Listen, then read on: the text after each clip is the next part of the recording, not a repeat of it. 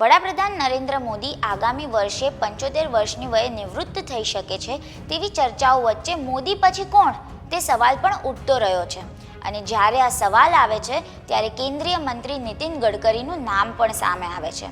આ દરમિયાન સંઘના ખાસ ગણાતા એવા નીતિન ગડકરીએ કહ્યું કે આ લોકસભાની ચૂંટણી પહેલા વિપક્ષના એક વરિષ્ઠ નેતાએ તેમનો સંપર્ક કર્યો હતો અને તેમને વડાપ્રધાન પદનો પ્રસ્તાવ આપ્યો હતો।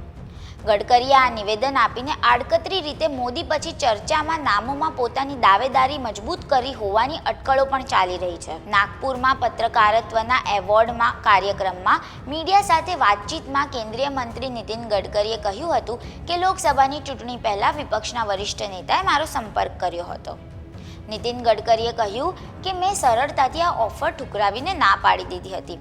સાથે જ મેં આ નેતાને કહ્યું હતું કે હું જે વિચારધારાને અનુસરનારો વ્યક્તિ છું, હું એવા પક્ષમાંથી આવું છું કે જેણે મને મારા સપના બહારનું મને ઘણું આપ્યું છે અને તેથી કોઈ પણ પ્રકારનો પ્રસ્તાવ કે ઓફર મને લલચાવી ના શકે। જોકે ગડકરીએ વિપક્ષના નેતાનું નામ જાહેર નહોતું કર્યું।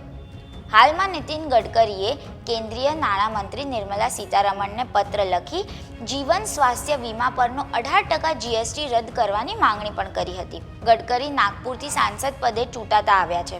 નાગપુરને રાષ્ટ્રીય સ્વયંસેવક સંઘનો ગઢ પણ માનવામાં આવે છે। ગડકરી સંઘના પ્રિય નેતાઓમાંના એક છે।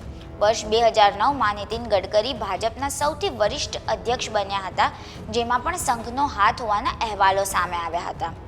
ત્યારે તાજેતરમાં કેરળમાં RSSની બેઠક મળી હતી, જેમાં વડાપ્રધાન નરેન્દ્ર મોદીના નિવૃત્ત થયા બાદ કોને કમાન સોંપવામાં આવી તેને લઈને ચર્ચા ચાલી હતી।